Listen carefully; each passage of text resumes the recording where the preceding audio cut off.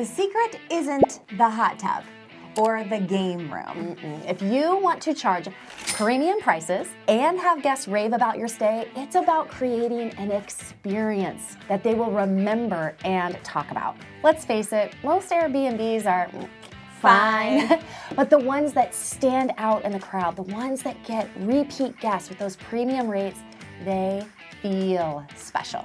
Stick around to the end because we are going to give you a TFE pro tip that will help you feel special to your guests, and it won't cost you a dime. Hi, I'm Sarah Karakayan. And I'm Annette Grant, and together we are Thanks for visiting. We've been hosting for well over a decade, welcomed tens of thousands of guests, and earned thousands of 5-star reviews. Our portfolio continues to bring in over 1.5 million year over year, and supported not only by the industry's leading brands, but also some of the biggest media outlets. And we're here to help you with your furnished rental. A theme is more than colors, decor. Maybe you have a mural, but She's really bad at the murals. But what does this, like, how does it all tie in? Right. You know, we can't just do these like very siloed thing and think that our guest is going to understand thematically what we're trying to communicate. Right, like the let's just take the mural, for example. They're really big in the like Arizona, California markets with the weather. Actually everywhere. They're big everywhere. And listen, they're not cheap. We're just going to use this as an example. They're not cheap. Okay, so you put a mural around your pool, or maybe it's in your home, and it does pop out on the listing online. Congratulations, someone noticed you, they clicked on it. But then, whether they click to buy because of the mural, no. It's like, even before they go to book you, they should have a feeling about the booking process, the way you speak to them in the listing. And then when they show up, how can you create this thing that they're actually going to remember? How are they going to even talk about the mural? Like, well, how else was it woven into their stay that is memorable? It should feel intentional. It shouldn't just feel like, I think I want a mural on the wall, let's pop it up. And I'm going to give you an example of a property that Sarah and I own together. Some people will call it grandma chic. Some people call it, is it millennial chic? Millennial chic, Millennial chic, but here's the deal. Room by room by room, you are going to see that it is very intentional, very thoughtful, from the paint colors to the pillows, to the art on the walls, to the materials, from, you know, the carpet to the leather sofa. That stuff was thought out all the way through the living room, to the dining room, to the bedrooms. It is a theme throughout. There is that vibe that we are giving off. We'll also share with you, we've got someone in our Mastery membership program who hosts a Taylor Swift themed short-term rental. And it's not just the decor inside of the property. I mean, the name of the listing is like only true Swifties would understand the name. The listing description are things that only true Swifties would understand. Like the way that the host talks to the potential guest and the guest once they book is very thematic. It's like Taylor Swift is talking to you.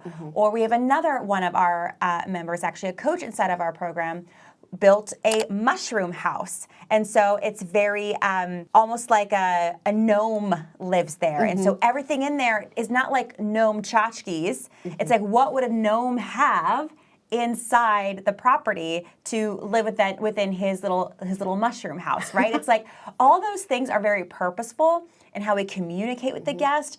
It's all woven into a theme. We've got a Stevie Nicks property. And so how would Stevie Nicks welcome a guest into her world? And there's nothing there. Like, there aren't even, like, it doesn't have to be like, oh, there's Stevie Nicks posters on the wall. No. That's not it. There's gold and black and just the language used throughout. So it's just based on that. It's not like screaming in your face cheesy, if you will. Right.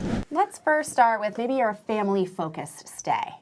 Again, these are things that you can weave into the details that families will appreciate. So, for instance, maybe you do have some gaming consoles there and just board games that are catered to maybe a younger crowd. Also, little things. Maybe it is the plates and cups and bowls and silverware. It's not even silverware. I know it's like plasticware that you would provide for kids versus adults, even those kid-style like plastic cups. Blackout curtains for nap time, maybe just baby proofing around the home more so than most would. There are so many things that you can do to be kid friendly that parents will appreciate. And I see this well done so many times, and that is like, oh, they've thought about me ahead of time, definitely going to book their location. Another example would be maybe you are focused towards wedding parties, okay, or bridal parties, like your places where all the bridal party are going to stay. So think, where are they all, whatever, 4 to 8 ladies or people on the bridal party going to sit down and do their hair and makeup? Other examples we have are like the full-length mirrors, the garment racks, the great lighting. Maybe you do have one of those like influencer ring lights, yes. And do your research, because that is where you're going to surprise and delight your guests, where they're like, I forgot, what do bridal parties often forget? Maybe it's nail polish for pantyhose. Do people wear pantyhose anymore? I don't Yes, know. they do. But maybe it's dry shampoo. Or spray starch, or what's the spray starch, or bobby spray pins, hair That's ties. the stuff when you get static cling. Get rid Yeah. of that. Yeah, help Think them ahead out. like that. What else? Help them out.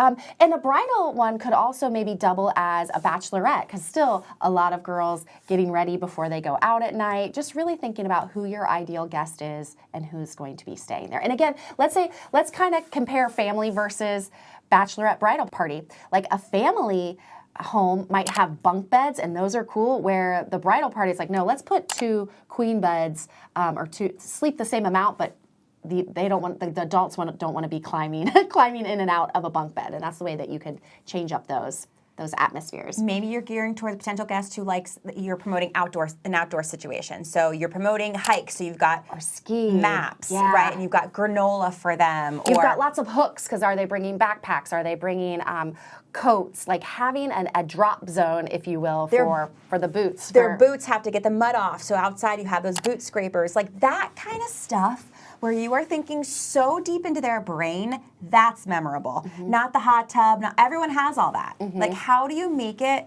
so that you are speaking to them literally within the stay without having to speak to them, because you're thinking so far into their brain? And this final example I want to give you, this was actually a woman who was a guest in our podcast, and I still think about her and her stay, and I never you even don't listen to our podcast. What are we even doing? You should do that. Very different than YouTube. And we'll link to her episode. I didn't even stay there. And I asked Annette, how many times did I talk about her stay? A lot. She is pet welcoming. First of all, words matter. And she doesn't say that she's pet friendly. She says she's pet welcoming because she caters towards people like me, dog moms, who love their dogs so much. And if you talk to my dog like I talk to my dog, I'm in. And so when she sends the check-in instructions, she actually sends them to your dog's name. Like, she would already know that my dog's name are Flip and Reno. And the email would be like, Flip and Reno, we're so excited to welcome you to the property. The bone treats are located in this cabinet. Your special dog bed is located here. Ask your mom and dad if you need a crate. Like, I'm making this up right now, but she talks to the dog. And then when you arrive, the welcome note is written to the dog, and there's like dog treats there. They're like, well, it's so good. Those are the details. Instead of just saying, yes, pets are welcome, she's thought layers deeper into what a pet is going to need in their stay. Same with what are families going to need during their stay? What are the bridal parties going to need? What are those outdoor enthusiasts? And so just think about that. Even if you're in a metro market, like a downtown, like we are in a downtown market, so think about what they are going to need in your downtown area. So don't count yourself out. No matter where you are, you can do this. TFE pro tip, with your potential guest avatar, we call them an avatar, like who are you geared towards? Think about their pain points. And that's why marketers say, if you really know who you're focused on, not like in general terms, like really focus on, if anyone else wants to stay, like people who are coming from a conference want to stay at my bachelorette pad, fine. They'll still be happy, but I'm going to think about the bachelorette. What are her pain points? And you think about her pain points and you have it there. So when they're like, oh my gosh, I have this pain point, and then it's there to solve their problem, that's an experience. And it's all really, really, most of the time, inexpensive. Yes, you just have to do some thinking. We go back to like the root of Airbnb, like their slogan was live like a local. People still want that, okay? And so you have to unfurl for your guests these local gems. And again, this is something that's completely free, but let them know of that special coffee shop or that hidden gem pizza place. And what's so awesome is maybe they don't even have a chance to experience these places, but you thinking about them and you alerting them to these things. So even if you give them, let's say, your top 10 local gems, maybe they hit 2 of them, but they know that you thought about them in all 10 of them. Maybe there's a way to have locally sourced coffee inside your property. You know, maybe there's a local artist, or maybe local furniture, something that you could bring in that just shows them you want them to feel like they're a part of the community while you're there. It's not just off the shelf, everything IKEA and Amazon. No, and give them a little, like a treasure map, right? So if you tell them to go to this hidden pizza shop, say, I know you're gonna wanna order the pepperoni and cheese, but you've really gotta try pizza number 8, whatever it is, because you should actually go and try the pizzas out, right? Because people love feeling like they know something not everyone else knows. Absolutely. And a little pro tip on this local coffee thing, because I think the local coffee is great, but that can be a little generic. Little tip for you, if you go to a local roaster and you tell them that you'd like to have a bag of beans that is branded to your property. Bag of beans branded. Say that 3 times. Bag of beans branded. Bag of beans branded. That you will probably get a yes. It's easy. It's easier than you think for them to do that for your property, especially if you have a higher average daily rate, like you are charging a little bit more, or you have a larger property where there are a lot of people in there, because that coffee company wants them to take home a bag of beans as their like welcome gift with their branding on it.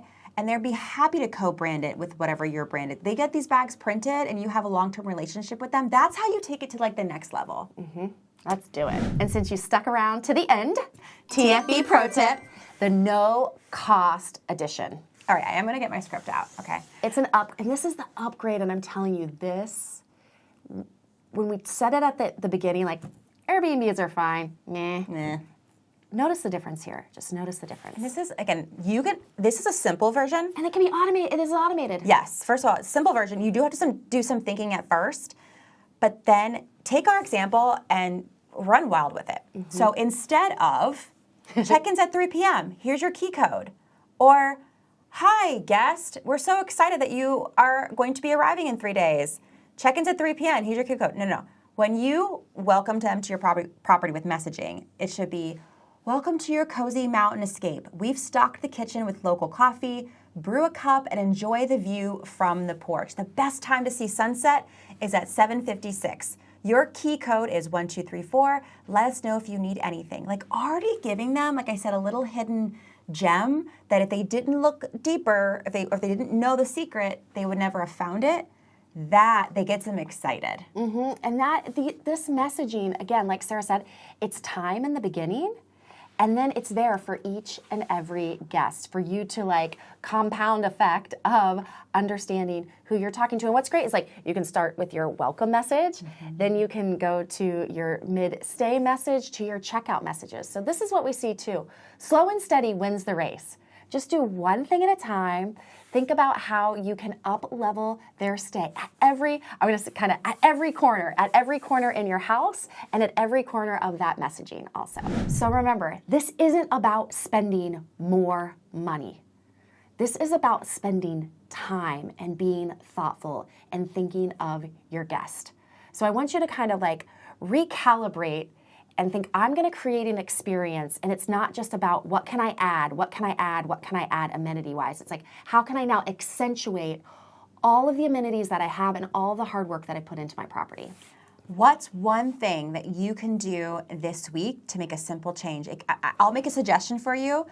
How about your welcome message that you send to the guests before they arrive? How can you tailor that to be different than any other welcome message they've ever received at any other Airbnb, at any other hotel? But let us know in the comments below what's that one thing you're gonna change, or send us your welcome message and how it can be unique and tailored to your property, and let's get in that conversation below.